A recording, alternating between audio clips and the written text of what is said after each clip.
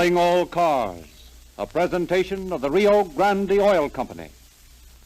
A police radio patrol car cruises slowly about the city. It is a quiet evening, and the two police officers have made only routine calls. Guess the announcer at headquarters has forgotten us, Bill. We haven't had a call in 2 hours. Yeah, sure. We cleaned up the district and scared all the bad boys away. Don't worry. Rosie will find something for us to do. Even if it's only a 390 costing a 415. But I wish this radio would give us something besides police calls. I'd like to listen to a good program. I get tired of listening to Rosie every night. Say, Calling All Cars is on tonight. I'd like to listen to it.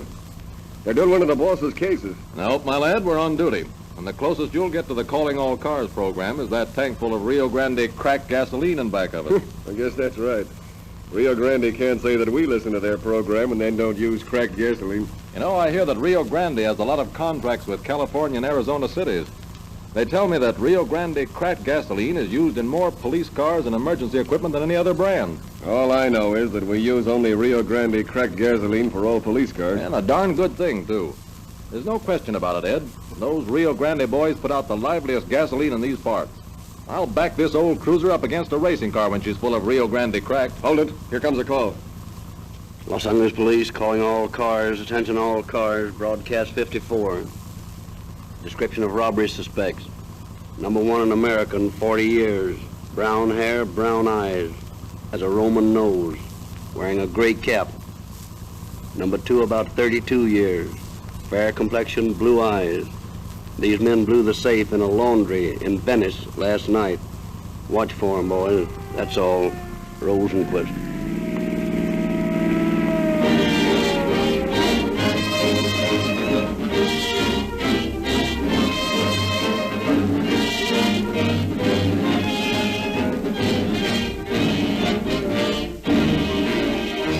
It is now our privilege to present Chief James E. Davis of the Los Angeles Police Department, through whose cooperation these programs are brought to you.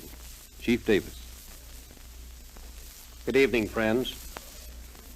A vital link in the chain of facts which lead from the crime to the conviction of the criminal is the description and identification of suspects by the citizen who was present when the crime was committed. This link is one of the weakest. The average citizen is not trained to observe carefully, and under the emotional strain of an unusual circumstance, such as a holdup or a murder, he will be even less likely to be correct in his description. In tonight's story, you will learn how important the keen eyes of two citizens were to the police in placing the guilt of the crime squarely on the shoulders of those to whom it belonged. I hope everyone within sound of my voice will realize this fact and consider himself as a sort of an auxiliary officer, holding himself ready at all times to be of assistance to his police department. Only by the united cooperation of the whole citizen body may crime be completely eradicated.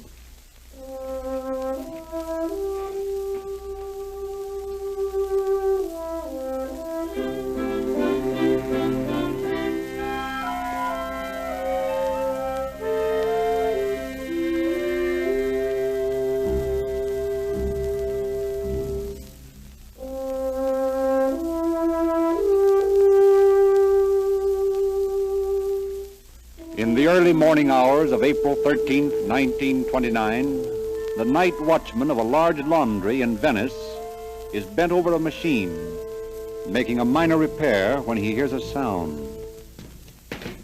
Stop. Who's there? Pick him up, old man. What? Frisk him, bud. No gas. What do you want? We didn't come here for our laundry. Where's the safe? In there, in the office. Is there anyone else in the building besides you? Yes, there's Lowry. Who's he? He's the handyman around the place. Well, where is he now? He's asleep in the room next to the office. All right, take us to him. All right. This way. He's in there. Hey, you. Wake up. Wake up. Oh, what's all that fuss? Is that you, Ferguson? Yes, I'm here, but I got someone with me. They're robbers. Robbers? Well, what do you want? I want you to get up and get some clothes on. All right. Keep your breeches on till I find mine. That flashlight don't do so good. Don't you turn on the light. Okay, where is it? Right here. That's better. Now, you can't expect a man to go parading around in front of a gun without his pants on. There. Oh, what do you want with me? They want you to stay right here where we can watch you. And what are you going to do? They're going to blow your safe. Well, give me a chance, no man. Ferguson and I don't want to get bloated. Ah, you'll have the same chance we have. Yeah, we don't even share in the hole. All right, cut the comedy. Keep your eye on him, Bud, while I get at this safe in here. Okay, I won't let him get away.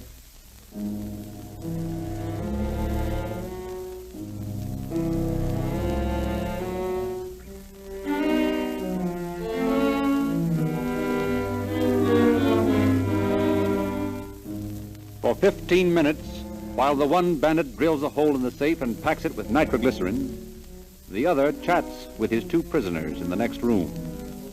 Finally... Okay, here she goes. Hang on to your seats, boys. Let her ride. She bust open? That's it. Is that all the noise it makes? I thought it nearly blew up the building. No, safes don't need much soup when you know how to handle them. Well, here's the stuff. Now, if I can get this cash box open, we're all set. Now, why go to all that bother here? Why not take the box along? You're perfectly welcome to it. Well, that's a good idea. Now, do you think you'll get enough pay for your trouble? Oh, I don't think we'll do so bad with this. Well, I hope so. You'd be ashamed to have gone to all that bother for just a few bucks. Say, what are you doing, trying to kid me? No, of course not. Well, I don't like your attitude. Now get this. If you guys know what's good for you, you'll stay right here for 15 minutes.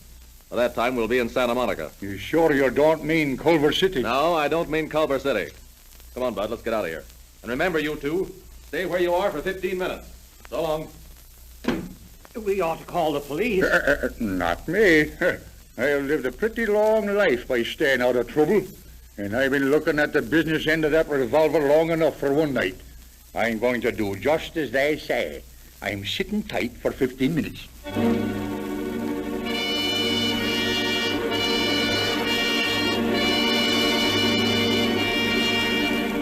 At the end of 15 minutes, the watchman called the Venice station of the Los Angeles Police Department and report the robbery. Detective Captain Hawtrey answers the call and questions the two witnesses. And now, can you give me a description of these men? Well, I didn't get such a good look at the one that did the safe blowing, but I did notice that he had sort of an eagle-beak nose. The one that stood guard over us was a young fellow, about 30, with brown hair, a light complexion, and blue eyes. He had big front teeth, and his jaw was undershot. He had on pinstripe dark pants, a gray cap, and a blue shirt. Well, that's a mighty clear description. Well, I couldn't help taking it all in. He sat under the bright light there, and I just kept looking at him, figuring that you would want a good description of him. Well, I wish all citizens would give us as good a description as that. Well, lots of citizens don't realize that they're really part of the police force, too. Well, they are, you know. Yeah, that's right, a sort of an auxiliary force. But they don't often accept their responsibility as willingly as you do. Now, let me see. This is the blanket they used to muffle the sound of the explosion? That's right. Yeah, I can see where it's been burned. Yeah, and here's some of the soap they used to hold that soup in. Yeah. Just take this along with me. Here's a rope that they tied us up with. Thanks. I'll need that for evidence, too. Now, Mr. Lowry, how much money did they get away with? Well, I ain't sure, but I imagine it'd be a couple of $100. I see. Well, I won't keep you up any longer. I'll get this description out on the teletype now, and if any new development occurs, let me know, will you? Yeah, you bet I will, Captain. Good night. Good night, Mr. Lowry.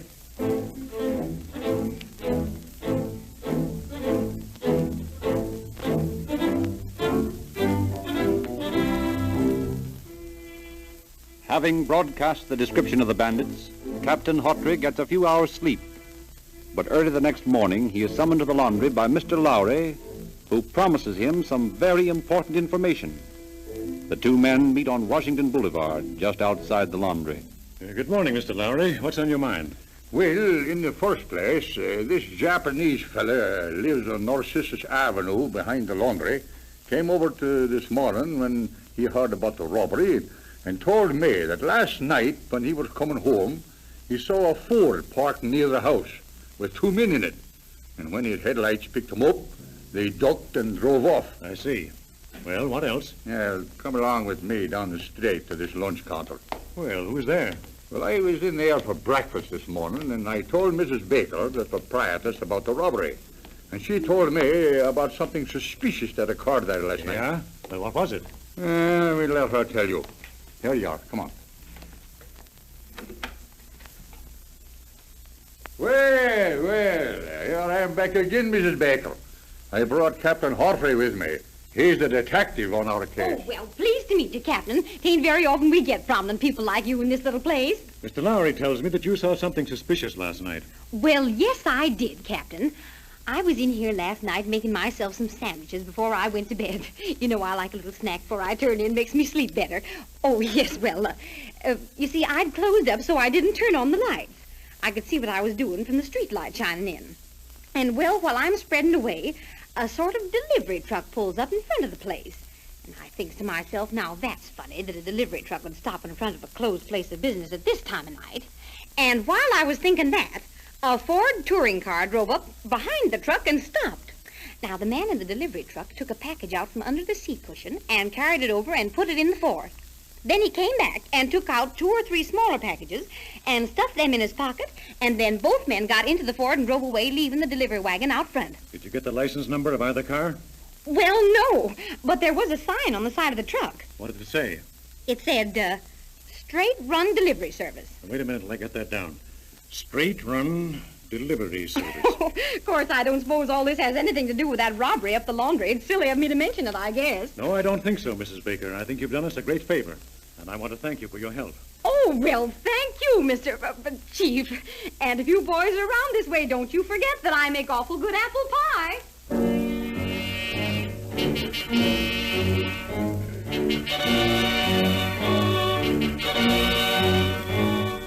Captain Hawtrey immediately contacts Detective Lieutenant J.E. Hermans of the Police Market Detail, and together they call upon the manager of the Straight Run Delivery Service. I'm sorry, but Mr. Watson isn't in right now. Would you care to wait? Yes, we'll wait. Hey, let's take a look out there on the runway, just for fun. All right. We'll be outside, Miss Grant. Yes, sir. Well, there's no sense in wasting time. Let's look them over as they come in and go out. Okay. Here's a hot one, Hawtrey. We'd better not try to chase any of these trucks. Why not? Look at this gasoline pump. They use Rio Grande cracked gasoline. The same gasoline our police cars use. Well, I'm darned if it isn't. You know, these fellows are getting smart, too. Hey, say, look. What? Look at that fellow over there getting into that truck. Say, he's a dead ringer for Lowry's description. Oh, I know him. He's an ex-con. I had him in about 18 months ago. Name's Cecil Adams. And he's driving truck number 26, license number 8P373. He's done plenty of time. We put him away in 1921 for robbery. He didn't get out of the big house until 1926. You mean you got his mug at headquarters? Sure, I got 3 or 4 mugs of him. Say, that's swell. Come on, let's beat it down to the bureau. I want to get an identification from Mr. Lowry if I can.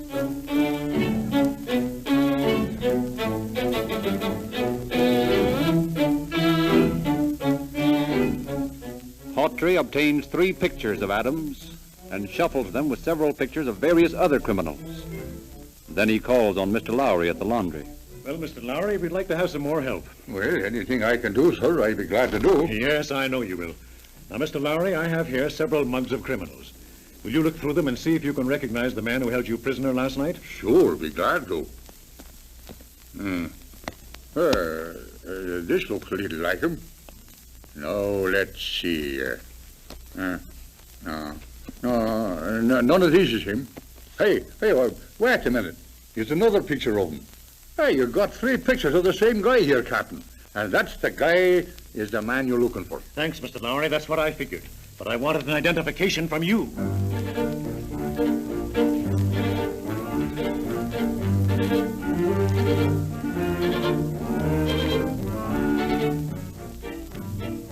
Mr. Ferguson, the night watchman, confirms Lowry's identification. Assured that he's on the right trail, Hawtrey returns to Los Angeles, joins Hermans, and together they return to the Straight Run Delivery Service office.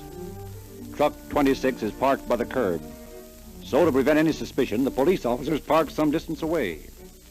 When they see Adams get in truck number 26, they tail him, and several blocks further down Los Angeles Street, they force him into the curb. Hey, what is this, a stick-up? We're police officers. Well, what do you want? You're under arrest. Get down off that truck. Hey, wait a minute. What's it all about? I think you've got a pretty good idea. Keep your eye on him, Jack. I want to take a look under this seat. Uh-huh. Just as I expected. 2 guns wrapped in a newspaper dated the 13th. That's the date of the robbery, isn't it? That's right. Hey, and here are 2 packages containing bullets. Where did you get these guns, Adam? I never saw him before. This is the truck you usually drive, isn't it? Sure, I own it. I drive it for the delivery service on a percentage basis. Are you the only man who drives this truck? Well, I'm supposed to be. Where do you live? Room with a fellow named Harrison on Navarre Street. Harrison's the guy I arrested with Adams 18 months ago. He works for the delivery service, too. Okay. Let's go over and have a talk with him.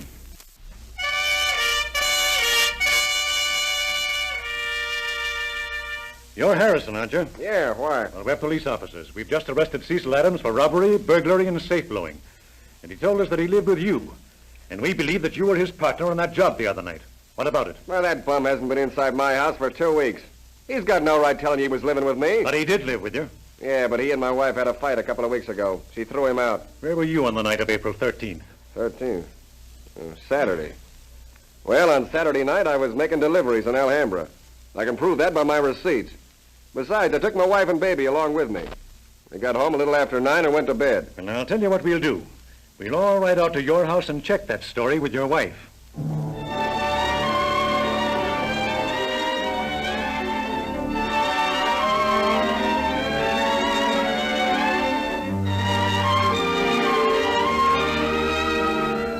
Without giving Harrison the opportunity to coach his wife, Hawtrey asks her about her husband's whereabouts on April 13th. Her story is in complete agreement with that of her husband, and Harrison is eliminated as a possible suspect.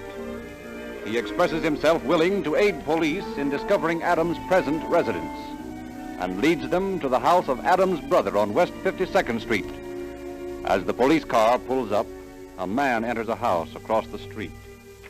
I believe that's one of the Adams brothers going in that house now. And that looks like their Ford parked across the street. Well, I'm going to see what they've got to say. Jack, you better get around to the back so no one runs out. Okay, Captain.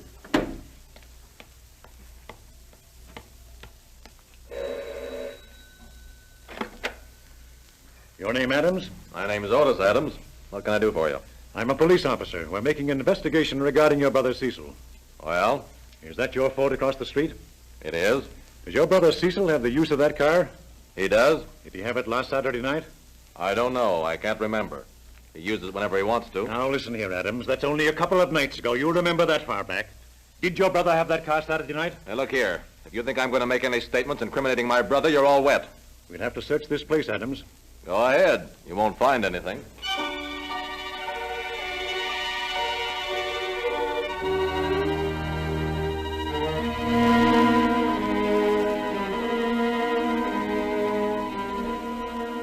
But Hawtrey and his partner do find something.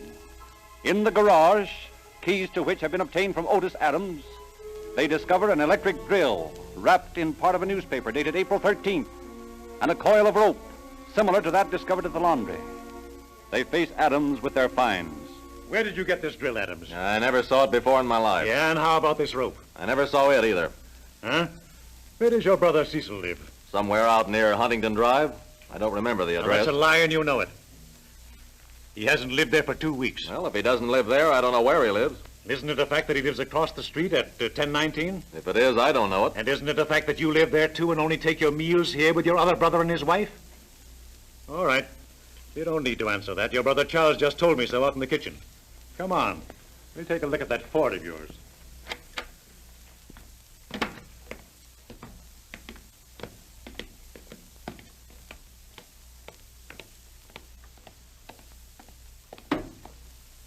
Well, this is interesting. Here's the other half of that paper dated April 13th. How do you explain that? Well, there were a couple of 100,000 papers like that printed on April 13th. And how about this registration slip? You know, this isn't made out to you. Well, I just got the car a week ago. I haven't had time to change it. Well, that's a violation of the law in itself. Well, if it is, it's the only thing you can get on me. We'll see about that. Now, tell me, you do live at 1019, don't you? You're conducting this party, not me. Well, come on. We'll find out quick enough.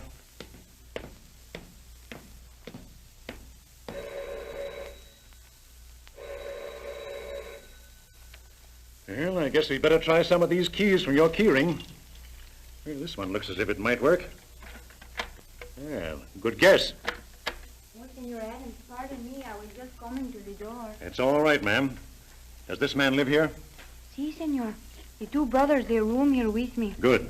Which is his room? A little way down the hall here. Come along, Adams. In here, senor. Thank you. Well, now I'll just take a look through these drawers over here. Well, you don't take much precaution in hiding this stuff, Adams. Nickels, and dimes, and quarters. That was the denomination of that money stolen from the laundry the other night. Yeah? Yeah. Say, whose nice black bag is this? Oh, it's locked. You know, I hate to ruin it by breaking it open. Suit yourself. Well, now, maybe it won't be necessary. This keyring of yours is probably going to come in handy. Now, let me see. Yeah, this key looks about right. Well, well. 5 sticks of dynamite and a whole safe-cracking outfit. You know, Adams, our police chemist will undoubtedly find that this little piece of yellow soap is the same as that soap you left on the blanket in the laundry. And he'd probably make certain that the bits of white plaster on this drill is from the fireproofing of that safe. You know, physical evidence is such an exact science these days. I don't know what you're talking about. Where did you get all this stuff, Adams? I never saw it before in my life. Now, Adams, don't you think that's a little bit thick? I find this bag in your room, and I open it with a key from your keyring. Say, you don't expect me to believe that you never saw this stuff before? I don't know anything about it. Well, you're sure going to learn something about it, because I'm placing you under arrest right now on suspicion of robbery.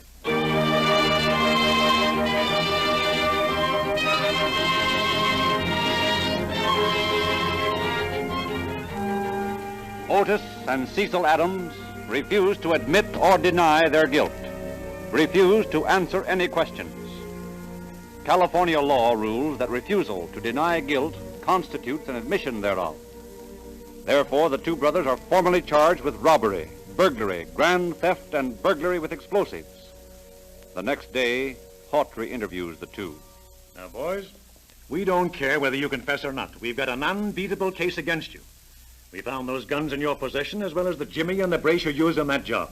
And the electric drill that you stole from that machine shop at the laundry that night will be identified by its serial number. These circumstances and the identification by those two watchmen will be enough to convict you. But what's bothering me is the $250 worth of checks you stole. Now, those are a dead loss to that laundry. And unless you burned them, I sort of wish you'd tell me where they are. How about it, Cecil? Well, I'm very sorry I can't help you, Captain, but I can for the simple reason that I don't know what you're talking about. You know, there was also a woman's ring set with 5 pearls in that box you took. Now, the girl who owns that works in that laundry, and she placed it in that box for safekeeping. And, boy, she's heartbroken over the loss of it. Come on, now, be regular, fellas, and give it back to her. Well, Captain, you've been square with us. I'd certainly like to help you, but I don't know anything about a check or ring. This is all Greek to me. Yeah? Have you ever been arrested before, Otis? Never in my life. Well, you're lying, Otis, because I believe that you're an ex-convict. And I'm going to send your fingerprints to the Bureau of Identification at Washington and get your past record. Well, send them any place you like, but you'll never get anything on me.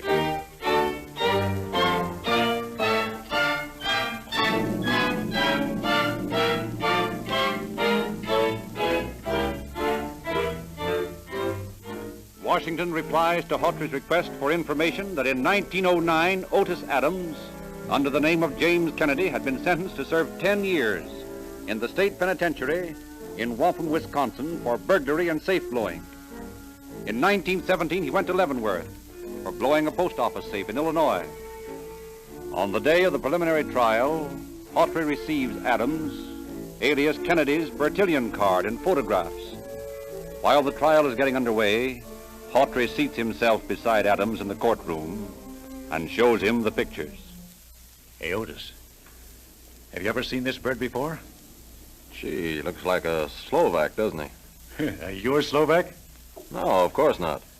Well, you see, this picture's a dead ringer for you. In fact, I'd say it was you. Well, lots of people in the world look alike. Yeah, but you know, isn't it rather a coincidence that you should have all the same scars and markings and tattoo marks as this man? Oh, I don't know. Those things will happen. Yeah, and wait and see what happens when the witness just taken the chair testifies. Solemnly swear to tell the truth, the whole truth, and nothing but the truth, so help you God. I do. What's your name? A.C. Laurie. And what is your occupation? I'm a handyman down at the Bay City's laundry. On the night of April 13th, did anything unusual occur at the laundry? Yes. There was a lot of dirty work done there. Order in the court. Will you explain to the court, please, just what you mean by dirty work? It was robbed by 2 men. Did you see these men? I did. Are they present in this courtroom? Yes, sir. Please point them out to the court. I don't want to. Why not? Because I'm afraid. Afraid of what? There's nothing to be afraid of in court. No, but I don't know how long these fellas will be in court. And I don't know how many friends they've got on the outside. I looked into the business end of guns enough that night. I don't want more of it. Order. Nevertheless, Mr. Lowry, if the 2 men are in the room and you are able to identify them, it is a court order that you do so. Very well, Your Honor. If you say I must, then I guess I must. Wait till I get me cane. Well, that's all right, Mr. Lowry. You can point them out from where you're sitting. Just a minute, young man. Now, I'll do this as I see fit. I don't want to make no mistakes. I want to look at these men closely.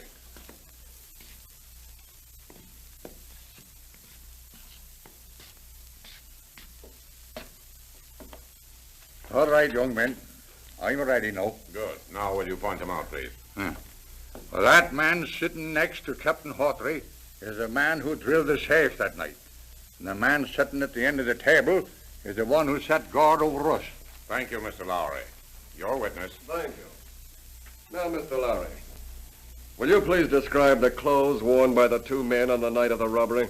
Well, I can't be sure of them. Only that they were of some dark material. Of some dark material, huh? Mr. Lowry, how can you be so positive in your identification? Well, this fella sat down right under a bright electric light, and he talked to us for 15 minutes while the other fella blew the safe. I had plenty of time to look at him. And if that's the case, can you describe the clothes he wore on the night of April 13th? No, only they were of some dark material. Is he wearing the same clothes now as he wore that night? I don't know if he's wearing the same clothes. But one thing I'm sure of. What's that? He's wearing the same face.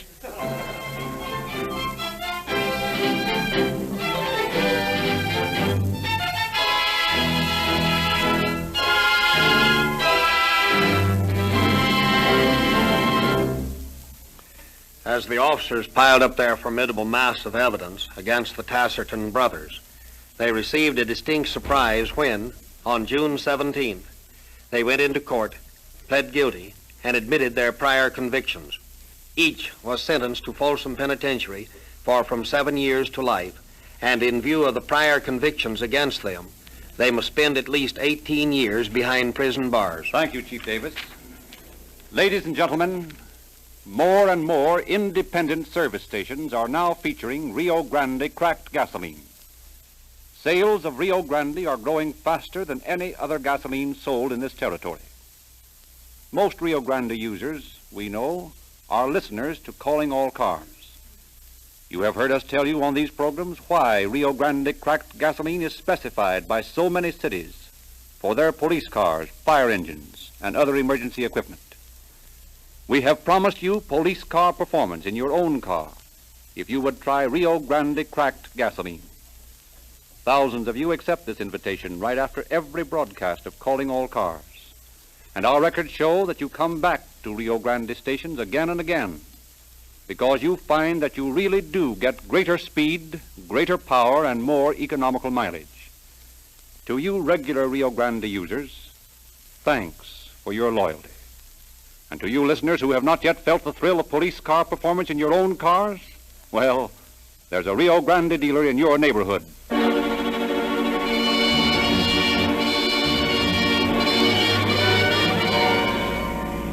Los Angeles Police calling all cars, attention all cars. Cancellation broadcast 54 regarding robbery suspects. These suspects are now in custody. That's all. Rosenquist. Calling All Cars, based on confidential police files, is written and produced by William N. Robeson. This is Frederick Lindsley bidding you good night for the Rio Grande Oil Company.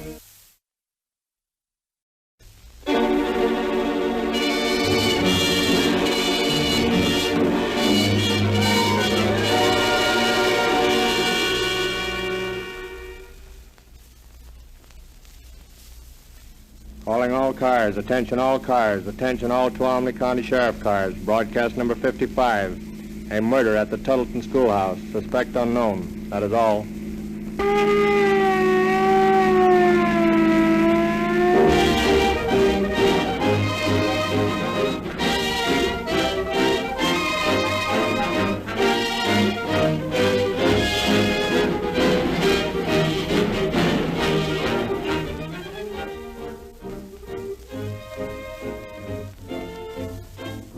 All right. What's the matter? Where's the commercial announcement? Why, it's lost. Lost? That's a hot one. Well, Dr. Lindsley, you ought to know the sales story on Rio Grande cracked gasoline by now. Ad-lib it. Oh, Bill, the audience knows that story by heart. Oh, you mean that one about Rio Grande cracked gasoline powering more police cars in California and Arizona than any other brand? Yes. Well, tell them something else then. All right. Ladies and gentlemen, here's an interesting point. Do you realize that the success of this program depends on several hundred listeners getting up after every broadcast, going to a nearby Rio Grande service station and saying, I just heard Calling All Cars, and I want to try that Rio Grande cracked gasoline. Well, let's not ask everybody to do that tonight. Tomorrow morning will do. But I hope our audience does realize that we put on this show once a week, then we spend the rest of the week gathering data to give you another good show, and we can't hear your applause. Neither can the Rio Grande Oil Company. The only way we can tell if you like Calling All Cars, and if you want this show to go on, is for you to go to a service station and ask for Rio Grande cracked gasoline. I don't care how you say it. Ask for Calling All Cars gasoline if you wish. But let's hear from you. And now, on with the show.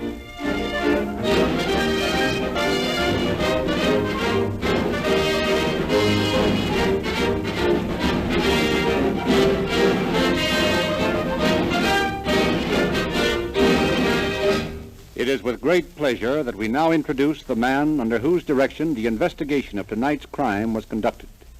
Sheriff Jack H. Dombacher of Tuolumne County. Good evening. It is an honor to be permitted to speak to the largest radio audience in the West, the audience of Calling All Cars.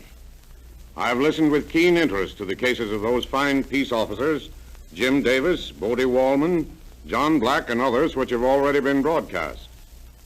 My work in policing a more rural territory naturally embraces problems different from those faced by the police chiefs of metropolitan communities. Though, because of less populous centers, our crime rate is lower, still it often happens that our crimes are more difficult to solve. Such was the case with the story you're about to hear tonight. The murderer, the last person one would logically suspect, had carefully planned and accomplished the crime, and would be free today had it not been for modern police science and the technical assistance of that eminent criminologist, Dr. E.O. Heinrich of the University of California. This is one of the most interesting cases I have ever worked on. I hope you enjoy it. Thank you.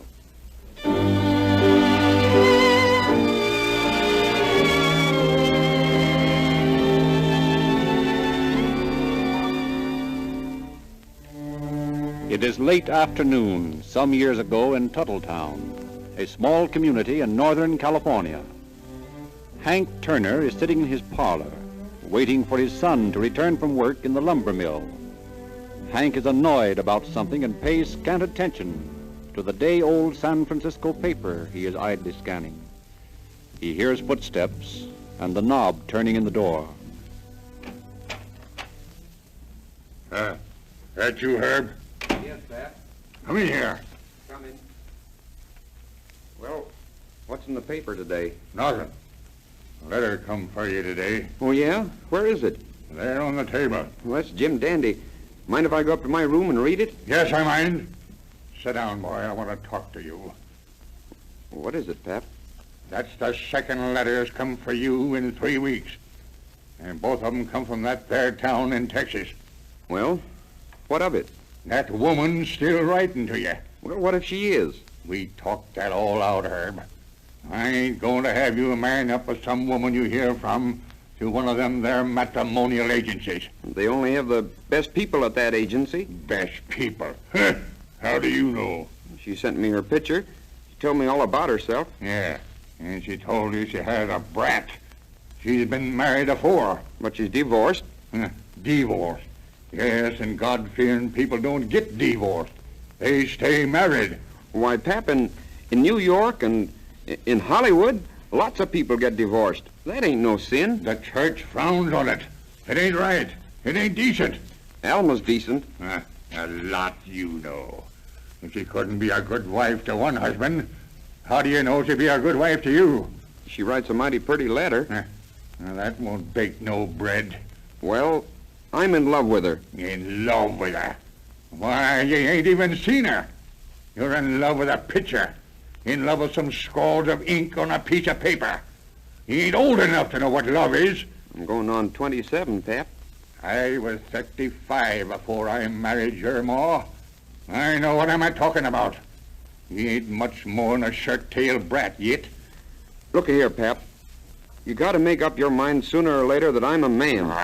And what's more, Alma's coming up from Texas next week, and I'm a-going to marry her. Son, you ain't a-going to marry her. I forbid it. Pap, I got a mind of my own, and it's made up. I'm a-going to marry Alma next Tuesday.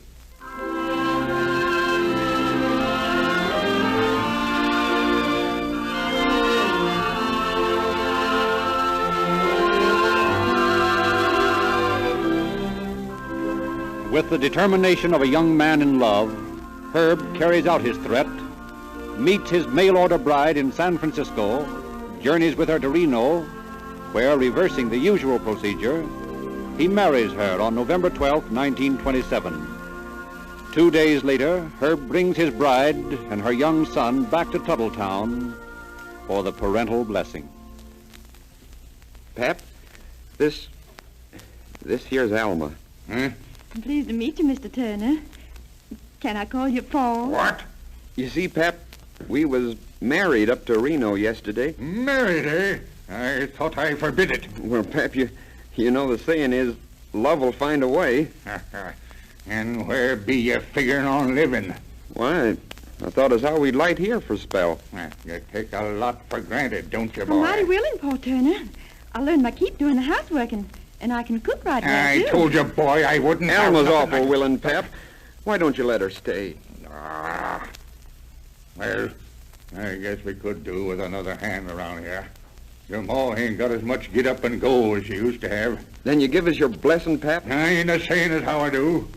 We'll see. What's that? Some little brat throwed a ball through the window. Hey, come back here. Come back, don't try to run away. Why, it's Joey. Oh, I'm sure he didn't mean it, Paul. Joey? Who's Joey? He's Alma's boy, Pap. And mine now. We brung him along. Oh, Alma's boy, eh? Brung the brat with you, did you? Well, if he spends any time around here, I'll take that sort of devilment out of him with a razor strap.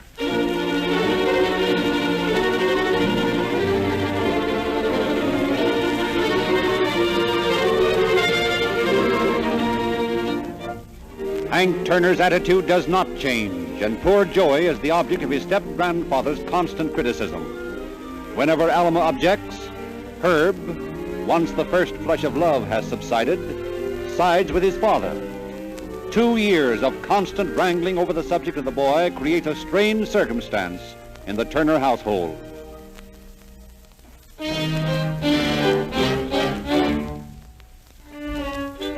On the night of the 26th of April, 1929, all Tuttletown is in a flurry of excitement.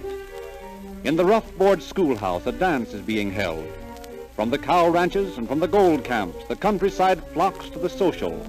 And by 9 o'clock, the dance floor is filled with couples strutting through a Virginia reel to the music furnished by Hank Turner and his brother.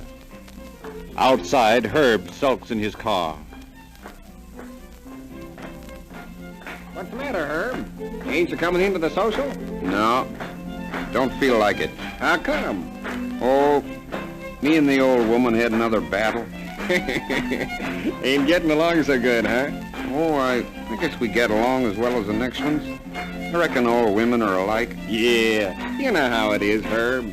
We can't get along with them, and we can't get along without them. Well, see you later, Herb. Good evening, Mrs. Turner. Good evening, Mrs. Johnson. Well, Herbert, are you going to sit out here all evening?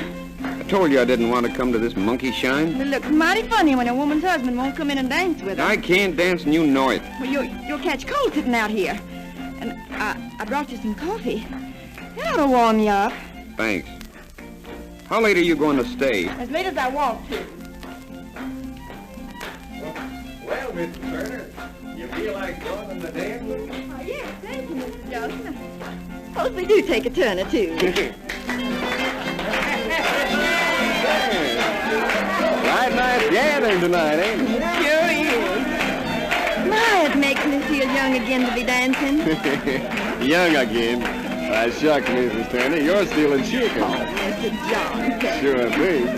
If you want Herb Turner's wife, I declare I think I'd court you myself. Really, Mr. Johnson? You know, I'd like it if you'd call me Pete. All right, Pete. Something's wrong with Herb. He's something awful. He's writhing and groaning. Oh, where is he? Outside. You better come quick. Yes, I'm coming.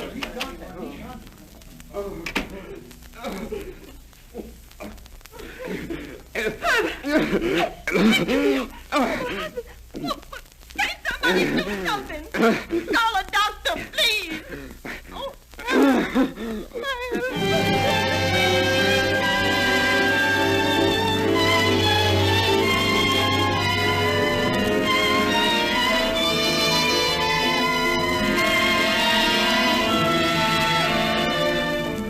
A doctor is called from Sonora, and before he can arrive, Herb Turner is dead.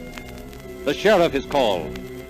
He orders the body turned over to the coroner for autopsy, and he and a deputy get the names and addresses of the guests at the party. The next morning, Sheriff Dombacher and a deputy are seated in the sheriff's office discussing the case as they await the findings of the coroner.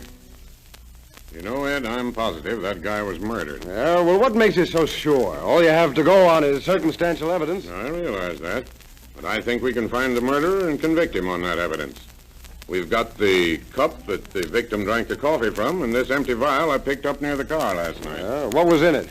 I don't know, but I put in a call for the druggist who sold it. I'm expecting him up here, and I've asked him to bring his poison register. Poison register? You think Turner was poisoned? Yes.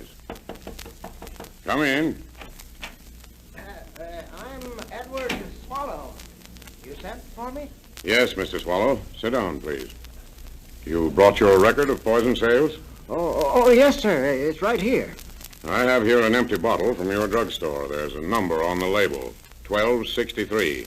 Have you a record of that sale? Let me see. 1263. Oh, yes, sir. Here it is. What was the sale? Eighth of an ounce of strychnine. Strychnine.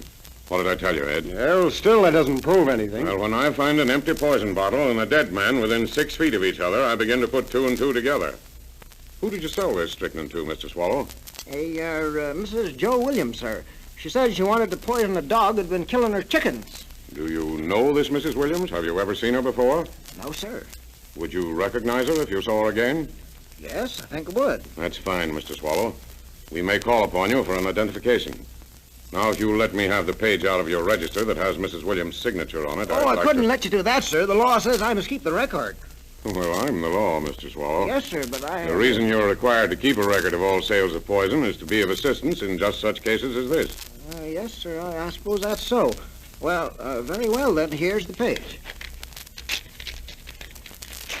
Thank you, Mr. Swallow, and we'll let you know when we need your valued assistance again. Oh, thank you, sir. Thank you. Good day. Good day, Mr. Swallow. Well, Ed, we're getting places. Yeah, not that I can notice. Well, stick around and watch this case grow. Oh, good morning, Doctor. Morning, Sheriff. Well, have you completed the autopsy? Yeah. And? The man died of strychnine poison. Just as I thought. Well, how did you know? I just finished tracing the sale of the bottle I found near his car. It contains strychnine. Undoubtedly, under analysis, the coffee cup will show strychnine. Yes, which doesn't prove he was murdered at all. He could have poured the strychnine into the coffee himself, thrown the bottle away, and committed suicide. He could have, but he didn't. I'm going to question everyone who was at that dance last night until I get the information I'm after.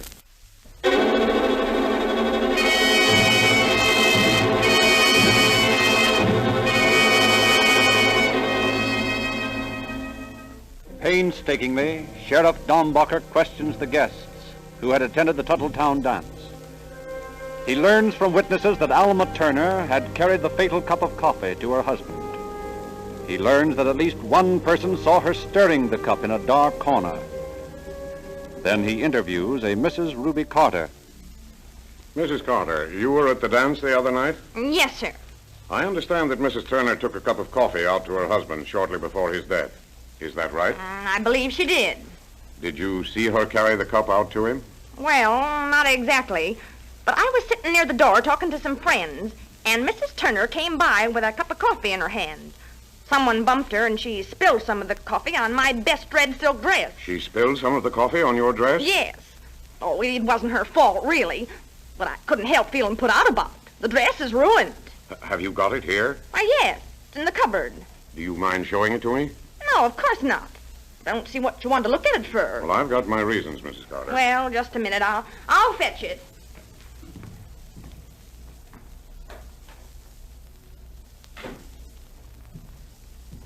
Here it is. Just look at them coffee stains. Ain't it a shame? Yes, it is, Mrs. Carter. These are the stains here? Yes, right there on the skirt. Mrs. Carter, I'll have to take this skirt with me. What for? For evidence. Well, I don't know what you're talking about. But if you want that dress, you'll have to pay me what it's worth. Well, I thought you said it's ruined. Well, it is, but I can still use it around the house. Well, I think we can arrange to pay you for it. I can't for the life of me see what you want with it. Well, I'm not at liberty to tell you now, Mrs. Carter. But I've got a hunch you'd be surprised if you knew what else was in those stains besides coffee.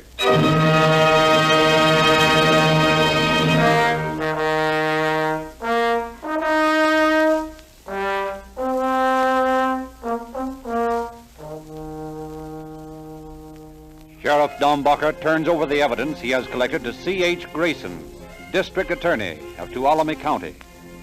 And he immediately consults the distinguished criminologist, Dr. E.O. Heinrich, who carefully examines all the items. Several days go by, and then Dr. Heinrich makes his report to Mr. Grayson. Well, Dr. Heinrich, what's the verdict? The sheriff's hunch was correct. We'll begin at the beginning. First, I examined the poison register from the Tuolumne drugstore. I found the handwriting of the signature, Mrs. Joe Williams, to be similar to the examples of the handwriting of Mrs. Herbert Turner submitted to me. Similar, Doctor. But are they identical? In my opinion, they are. If necessary, I am prepared to demonstrate their identity by the customary methods of photomicrographic enlargement. That's fine. Now, how about the coffee cup? In the cup, I found a residue. On the outside of the cup, I found stains. Both residue and stains contained evaporated coffee, milk, and strychnine. Enough strychnine to cause death? More than enough. Of course, it could have been suicide. I personally doubt that. Why? Do you remember how I examined the car in which Turner met his death? Yes, I remember you threw a reflection of sunlight against the fenders and body. Right. I noticed in the strong reflected light some stains of foreign substance. Yes? I analyzed those stains. They contained original, undissolved crystals of strychnine. They were deposited in such a position on the door and fender of the car that they could only be deposited in the act of spilling the coffee, not as a result of coughing or spewing the liquid, as the victim might have done himself. Then you conclude... that the polluted coffee was given to him. I have further reason to believe that. And what is that? I have analyzed the coffee stains on the red silk dress sent to me. And what did you find? The stains on that dress were caused by the coffee spilled by Mrs. Turner, weren't they? So we understand. Those stains contained strychnine. Then Mrs. Turner placed the strychnine in the coffee, carried it out to her husband, and served him the poisonous drink? It would appear so from the evidence, although it's all circumstantial. Then Sheriff Dombacher's hunch was correct.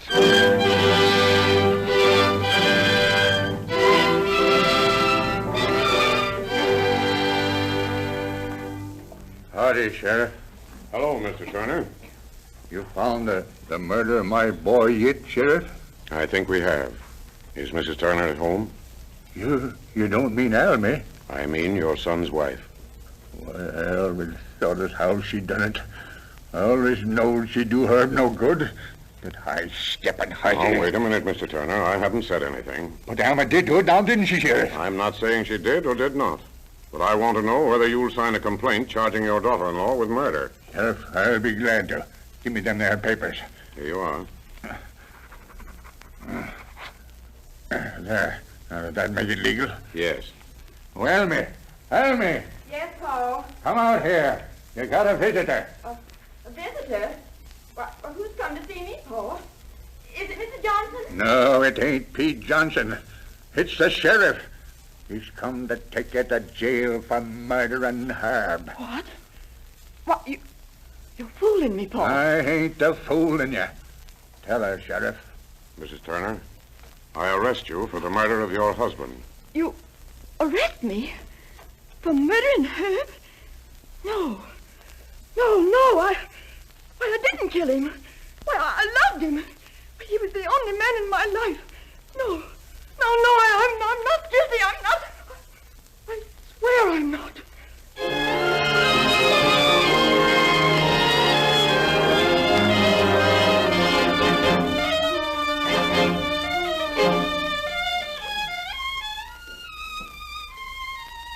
On May 14th, 1929, less than a month after the fatal Tuttletown dance, Alma Turner comes up for preliminary hearing in the town of Columbia in Tuolumne County.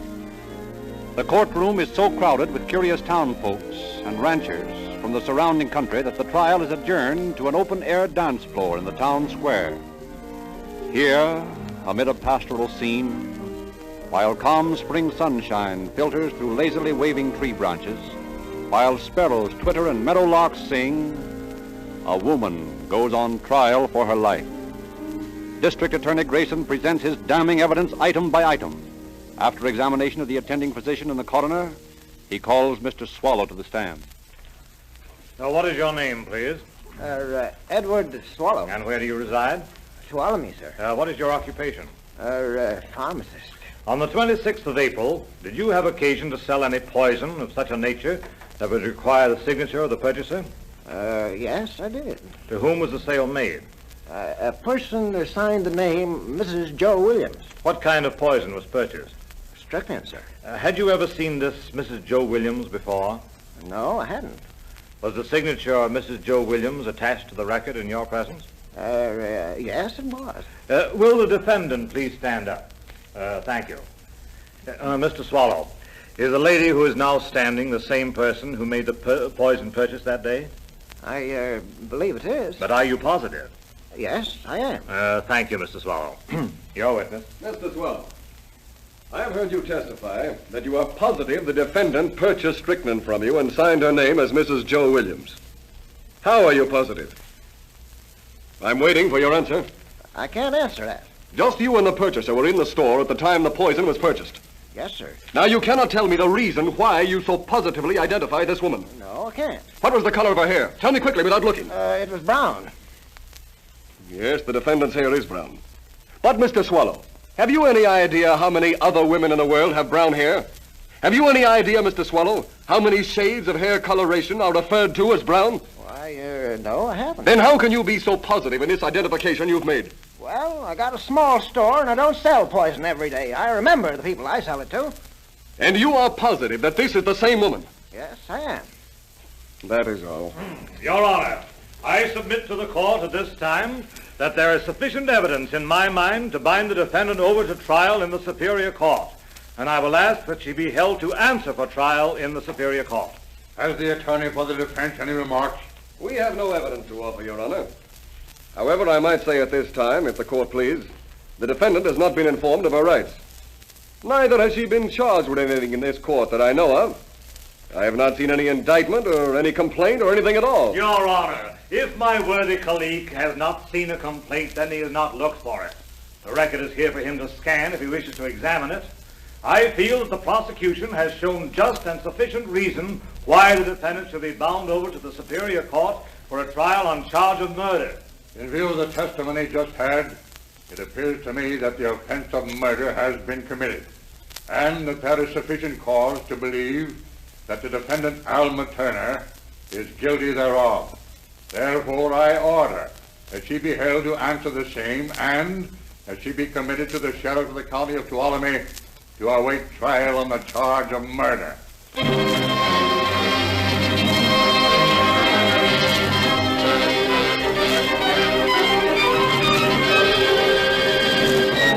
Committed to a cell in the Sonora jail, Alma Turner loudly protests her innocence. as District Attorney Grayson knits together the last vagrant thread of the splendid evidence provided him by Sheriff Dombacher. Then the District Attorney holds a brief conference with the attorney for the defense.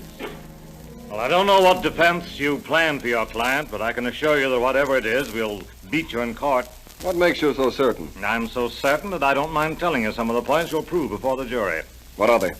Well, you already know we can prove that Mrs. Turner purchased the strychnine. Furthermore, we'll prove that she placed the strychnine in Mr. Turner's coffee, that she carried the coffee cup from the schoolhouse out to the car, that she herself gave the coffee to Turner, and in so doing spilt some of it on the car. I'm still not convinced that you can prove all those things. May I inform you that this is not guesswork? That every fact I've stated we will prove on the sworn reports of the findings of Dr. Heinrich on the evidence we procured. In that case, I had better consult my client. Yes, I think you had.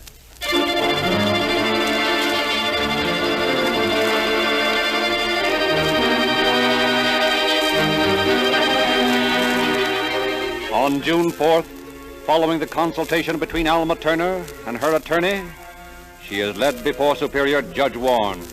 Alma Turner, you are charged with murder. How do you plead?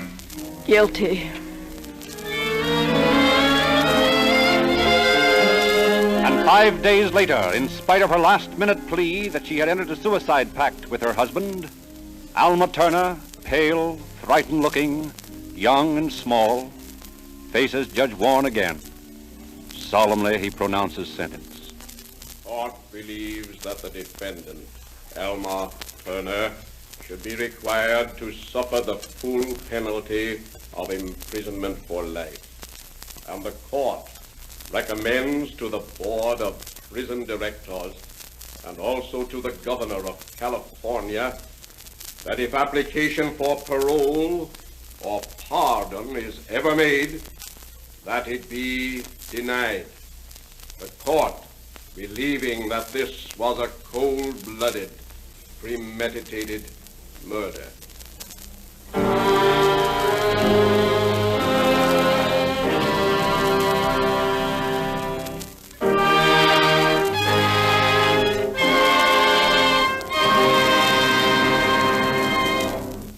Well, here it is, that commercial announcement we lost at the start of the show. Well, of course, you know we didn't really lose it. We just tried to call your attention in an unusual way to Rio Grande cracked gasoline. We thought you might take it more seriously if we appealed to you as actors seeking applause. We never know whether you like calling all cars or not unless you go into a Rio Grande service station and tell the dealer that you heard the show. Give him your criticisms or suggestions. He will pass them on to the Rio Grande representative, and Rio Grande will tell us. And while you're in the station, fill up with Rio Grande cracked gasoline, a tank full of police car performance.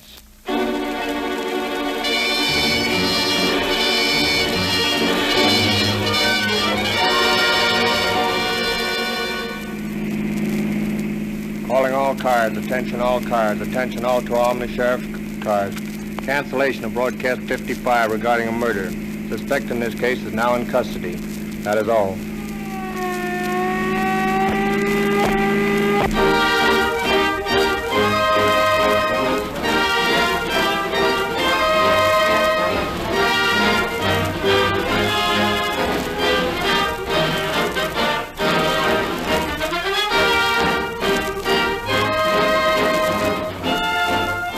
Calling All Cars is written and produced by William N. Robeson. This is your narrator, Frederick Lindsley, bidding you good night for the Rio Grande Oil Company.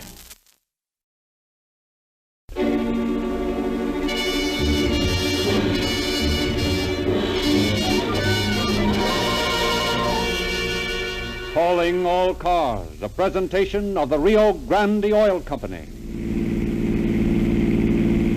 San Diego police calling all cars, attention all cars, broadcast 56, a holdup and a murder.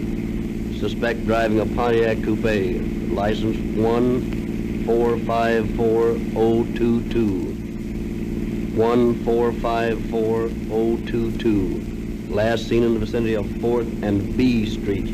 Stand by for further information. That's all.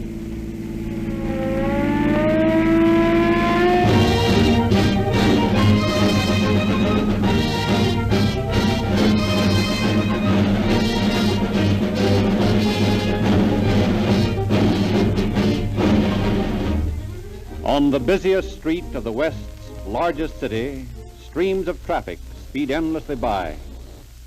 At the intersection of a quiet side street, a car waits impatiently for an opening to cross the boulevard. For heaven's sake, Henry, we can't wait all day. Can't you edge into that traffic? They'll stop for you. Not those wild-eyed drivers. I'll wait for an opening. Well, here comes one now. There's a clear space. Get across quick. All right. Henry, look out! Hurry faster! Oh!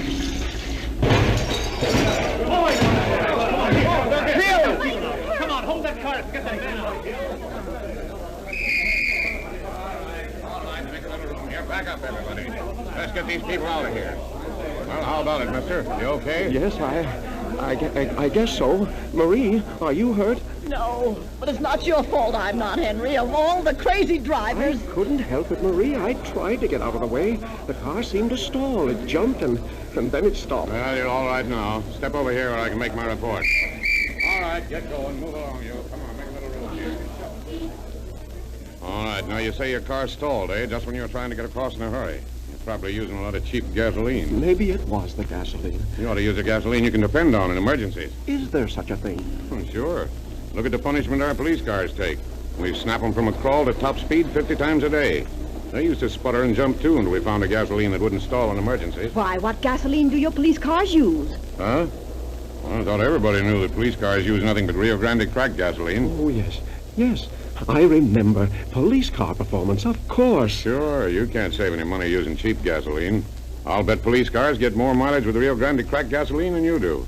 And our gasoline won't fail in emergencies like yours did. Say, are you selling Rio Grande cracked gasoline? Well, maybe us cops are a little too enthusiastic about it, but that gasoline has helped us out of a lot of jams. Let's get this report. What's your name now?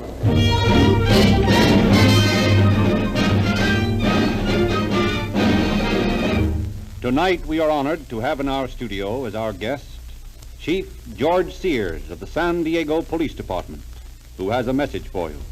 Chief Sears.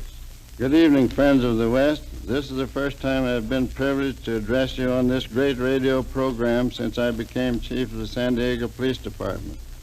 Some time ago, our department was honored by calling all cars, and the Awakali anti-money car holdup was dramatized. Tonight, I am happy to bring you another spectacular case from the files of our department. The moving picture murder, a cold-blooded killing, which we relentlessly investigated until we had the satisfaction of seeing complete justice done.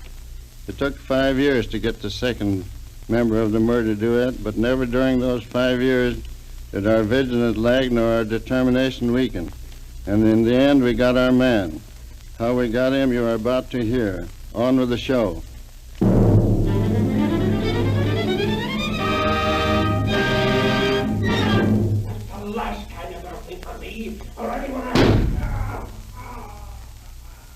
Gee, Eula, isn't this a swell picture? I get an awful thrill out of these gangster films. Well, I don't like them. It's silly, I guess, but they scare me. Tickets?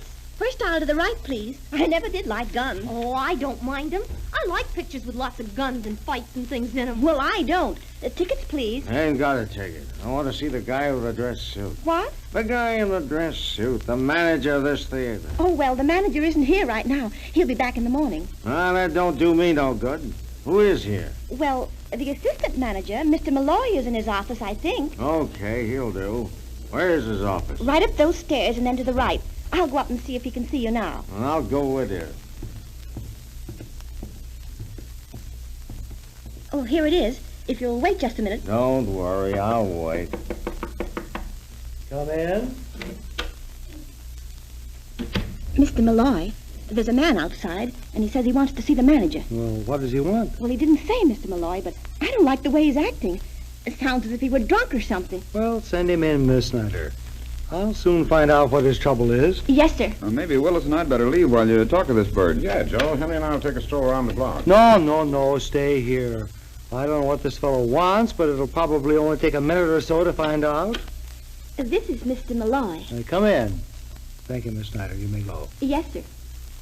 Well, what can I do for you? Stick up your hands. I mean this, and I don't want any monkey business. Stick 'em up. Look here, this isn't going to do you any good. All I have to do is... Stick up your hands and shut up. Open that safe over there. I'm sorry, but I can't. Open that safe. I don't know the new combination. It was changed yesterday. Don't hand me that. You got the combination. Well, all right. Keep your hands away from that pocket. Oh!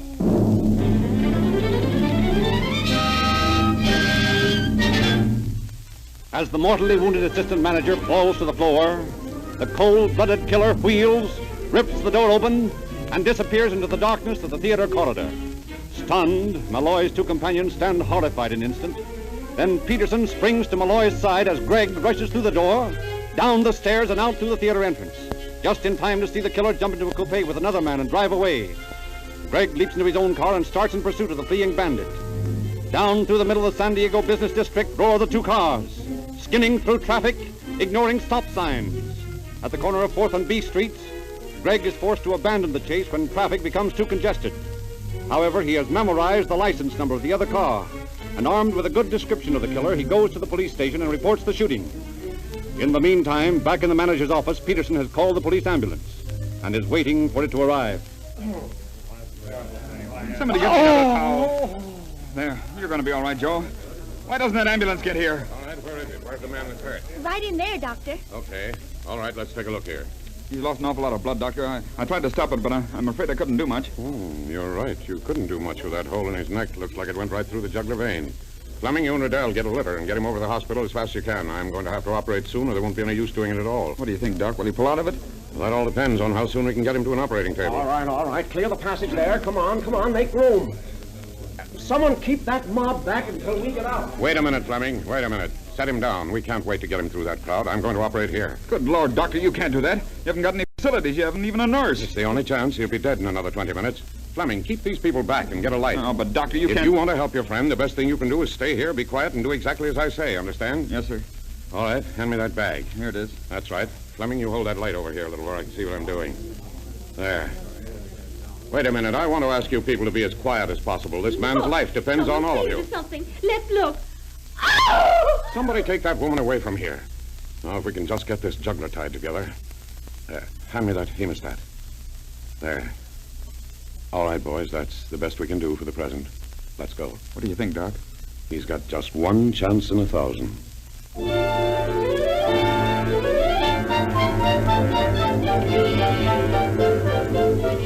But despite the efforts of Dr. Brust, Malloy dies as the ambulance roars through the streets of San Diego towards the hospital. Meanwhile, Lieutenant Detective George Sears and Detective Sergeant Frank Bowe of the San Diego Police speed to the scene of the shooting, and there, surrounded by scores of curious onlookers, question the witnesses, Miss Snyder and Mr. Peterson. Henry Peterson. That right? Yes. Now, Mr. Peterson, I'd like to ask you a few questions.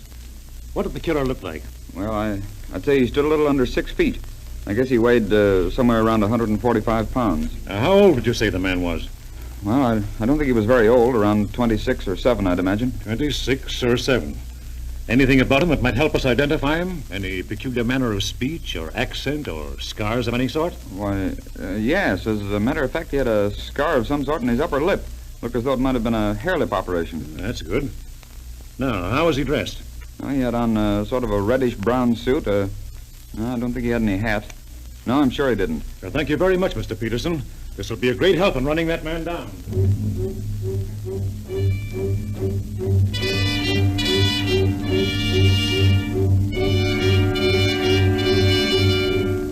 The two detectives return to headquarters and turn in their information. Within 10 minutes, the call is being flashed to every available officer on the force. Stopper police guards are placed in all main arteries leading from the city and warned to look for the Pontiac Coupe, license number 1454022. With mechanical precision, the police organize a drag net that completely covers the city. At the corner of 5th and University Avenues, motorcycle officers Comstock and Remington stop to call in to Central Station. Remington, corner of 5th and University. What? Yeah? Yeah, at the Fox California Theater, yeah? Shot, eh? Yeah, wait a minute. Hey, take this license number, Archie, will you? Yeah. 1454022. You got it? Okay. I'll write it down over here under the street lamp. 1454022. Right. All right, we'll watch for it. What's the dope, Tom? A fellow shot in an attempted holdup. Died on the way to the hospital. Well, we might as well do a little cruising around. You can't tell when we might... Tom, Look at this bird coming down University. Boy, he's really traveling. See if you can get a good look at his plates as he comes up. Yeah, you see him now. 1, 4, 5, 4. Say, Archie, that's the bird we're looking for. Well, of all the lucky... Come on, Tom, let's go.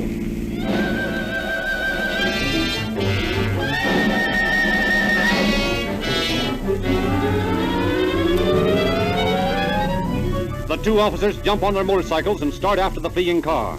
At the next block, it pulls up for a boulevard stop. Comstock orders it over to the curb. The driver looks back, hesitates, then starts to obey.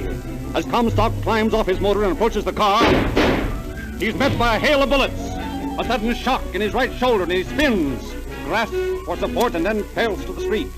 His partner, Remington, opens fire as the driver of the bandit car hastily throws it in gear and careens off down the street, leaving a trail of whining bullets directed at Remington, who, stopping only long enough to ascertain that Comstock is not badly hurt, leaps on his motorcycle and continues the chase. The night air of San Diego was suddenly split by the scream of Remington's siren, the powerful roar of motors, and the deadly crack of revolver shots. Homeward-bound workers, groups of party-bound revelers, homeless tramps stop in the street, transfixed with excited thrills, as the death car and its blazing pursuer scream by.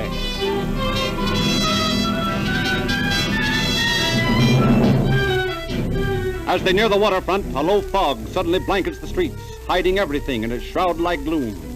Unable to see, Remington is forced to abandon the chase. He runs into a drugstore and phones headquarters, asking that every available police car, motorcycle officer, and detective be sent out to the immediate vicinity. Realizing that the killer and his driver cannot get far in the fog, he dashes back to his motorcycle and blindly rides up one street, down another. Suddenly, directly in front of him, a car looms up out of the fog.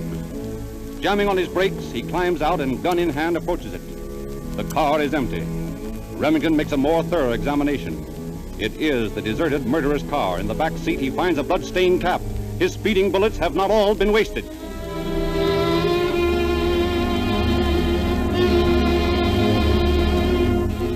"20 minutes later, a blockade has been thrown around the area, covering a section 5-block square. Policemen hurry through apartment houses, private dwellings, every place that might possibly be used as a hiding place for the fugitives.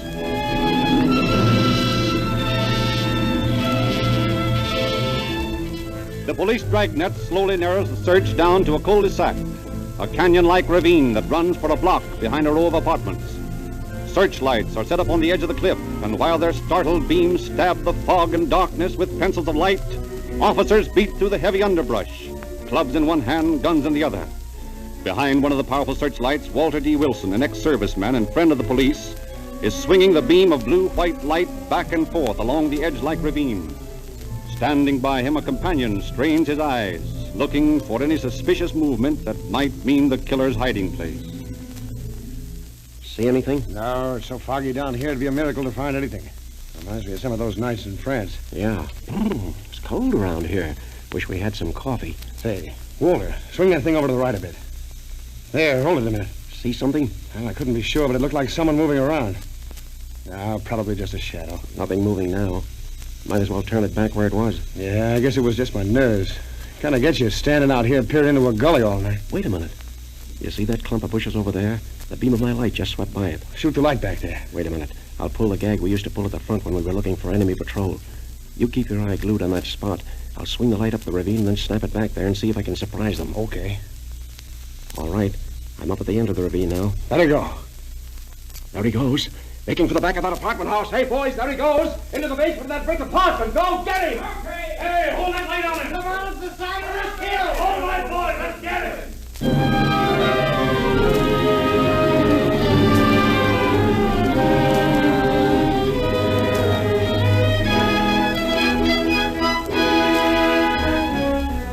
Two officers close in on the apartment building. The basement is pitch black. Anyone going in the door offers a perfect target for the desperate gunman. Finally, Detective Sergeant Hughes and Deputy Sheriff Blake decide that the only thing to do is to go in and take the chance. With complete disregard for personal safety, the two men check over their guns, take a last look around, and then start sneaking up on the silent entrance. Easy now. We got a pretty good chance of getting a crack at him before he has time to shoot. Right. But if he sees us first... Oh, well. All set? Yeah. Let's go. Easy. So far, so good. See anything? Nothing. Blackie, look. In the corner over there beside that barrel. What is it, a shadow? We'll soon find out. Come out of there, you. Come on, step out of there and make it fast. I'm warning you, if you don't come out of there in 10 seconds, I'm going to let you have it. Look out, he's got a gun. All right, you asked for it. That's that. Yeah.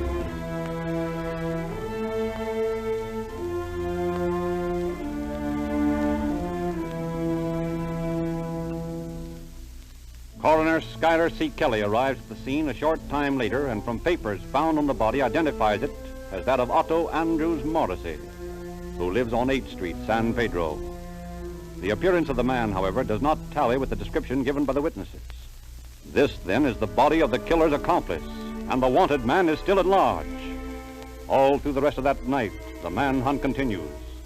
But by morning, it is obvious that somehow, perhaps during the excitement of the shooting, the real killer has managed to slip through the blockade. Meanwhile, San Diego police have traced the license plates and find that they are registered to one Stan Kramer of San Pedro. Los Angeles police are notified, and within a short time, officers from the San Pedro division arrive at Kramer's address.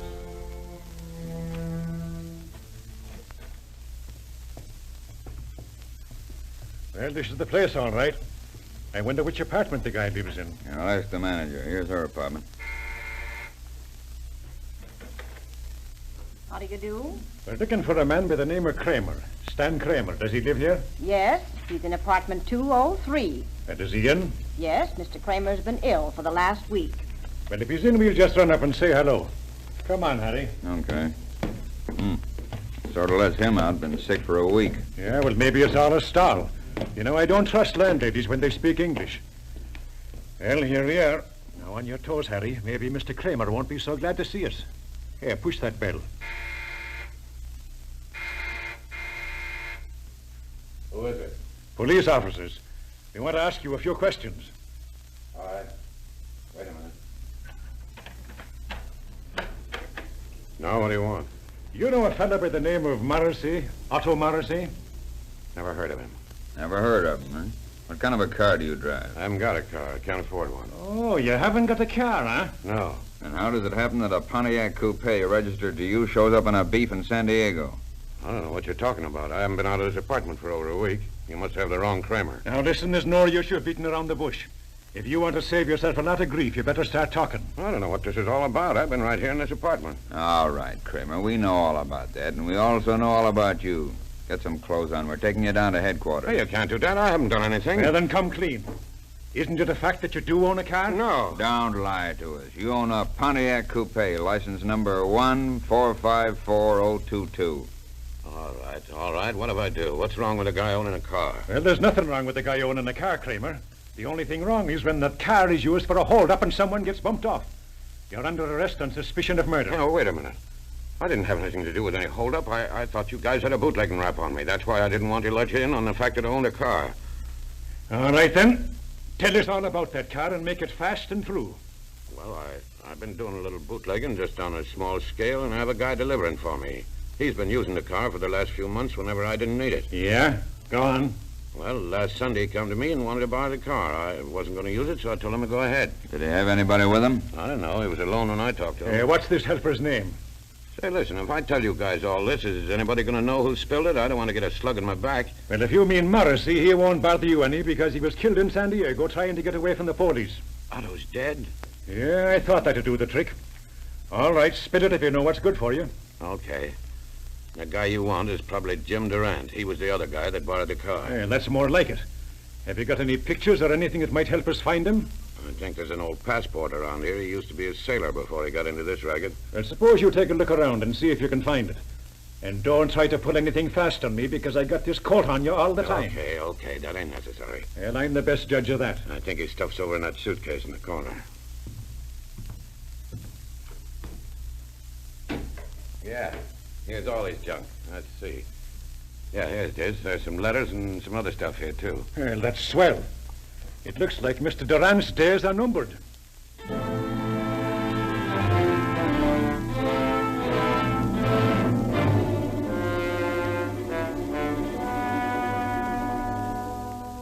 When the photograph on the passport is shown to Miss Snyder and Mr. Peterson, they positively identify it as the man who had shot Malloy. The San Diego police, now that they have photographs, fingerprints, and description to work with, prosecute the search with increased energy. But first days, then weeks, and finally months go by with no sign of the fugitive killer. $600 is spent on postage to mail circulars to every city, town, and county in the United States. Newspapers carry pictures of the wanted man and offer a reward for information concerning him. But no word is received. Durant has disappeared into oblivion.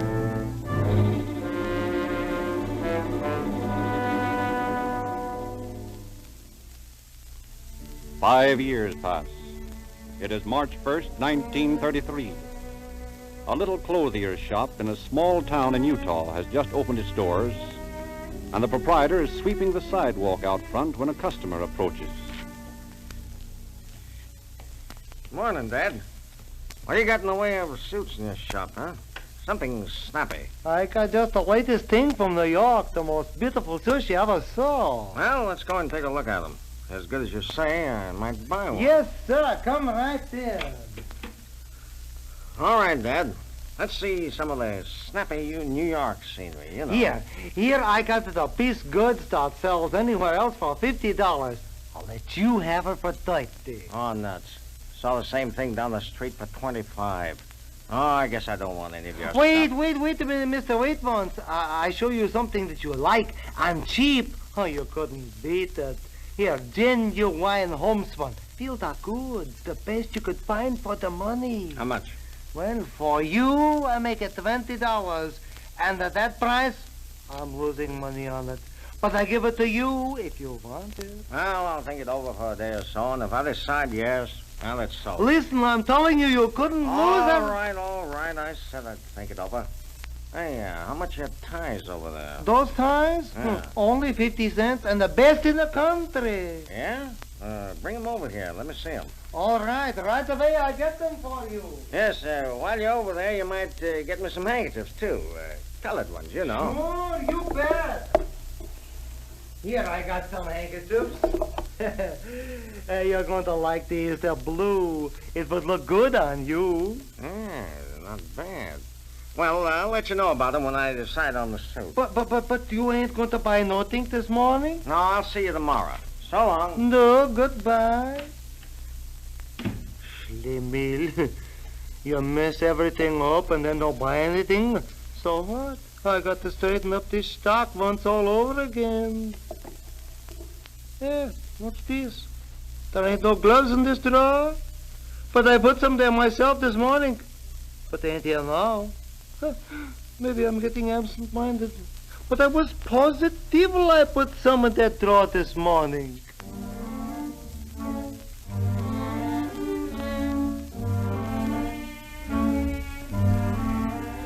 Two days later, the suspicious proprietor is about to close up for the noon hour when the annoying customer again enters his shop.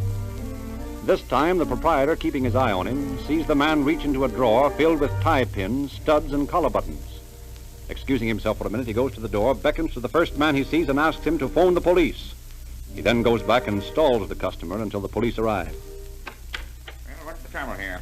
This man here is a thief. Why, you lousy little... Quiet down, quiet. What's it all about? 2 days ago, I missed some gloves. This man, he was in here and talked to me about buying some clothes. And when I found the things was gone, I thought I'd maybe had a mistake. But today he comes back and I watched him, and he started to steal some other things when I didn't think I was looking. Say, this old guy's nuts. Why, I never saw him before in my life.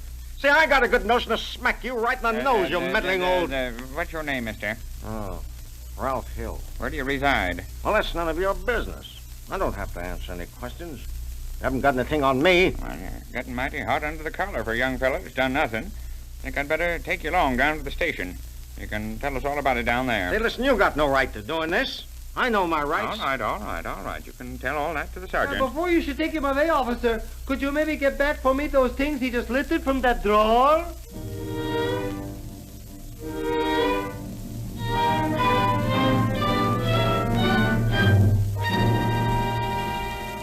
At the police station, the irate shoplifter is about to be booked for theft when an alert sheriff notices something familiar about his face and looks through the bulletins of wanted men.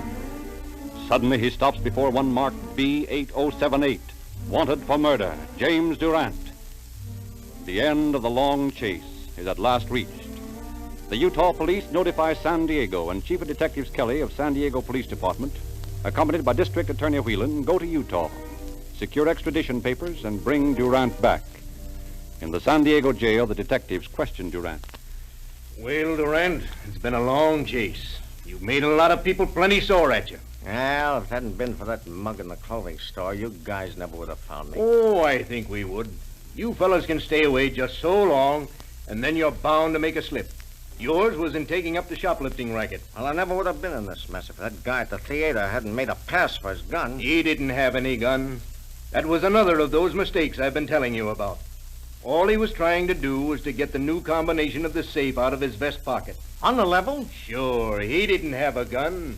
You were just a little too nervous. Gee, if I'd only known that, I wouldn't be here. I'd have gotten the dough, and all you guys would have on me is a robbery.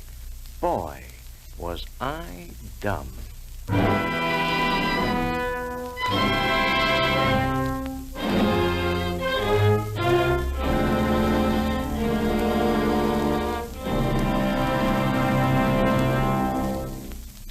With the perfect case our officers had built against Durant, plus his previous criminal record, including a dishonorable discharge from the Navy and a term at Alcatraz, the killer didn't have a chance. He threw himself upon the mercy of the court and pleaded guilty to murder on March 10, 1933. District Attorney Whelan asked a supreme penalty, but on March 14th, the court sentenced Durant to Folsom Penitentiary for life. Thank you, Chief Sears. Ladies and gentlemen, the last word in the scientific manufacture of gasoline is the Sinclair cracking process, which is used by the Rio Grande Oil Company, a Sinclair company, to create Rio Grande cracked gasoline especially for motoring conditions in California and Arizona. This cracking process makes a livelier gasoline. It fires at the flash of the spark, winning for Rio Grande Cracked the title of fastest starting gasoline. Because cracking breaks up the atoms of energy, you get a steady, more powerful push on the pistons with Rio Grande Cracked. Whereas with uncracked gasolines, you get a sharp pound that causes vibration and knocking. You can get greater speed from Rio Grande Cracked. And that's why this gasoline is preferred by so many police departments of California and Arizona cities. Wherever it is sold, Rio Grande Cracked gasoline powers more police cars, ambulances, fire engines, and other emergency equipment than any other brand.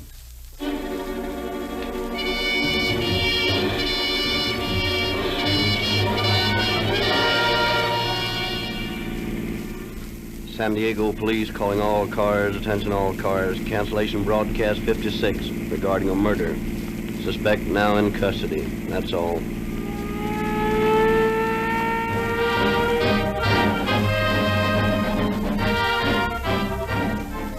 Calling All Cars is written and produced by William N. Robeson. This is your narrator, Frederick Lindsley, saying good night for the Rio Grande Oil Company.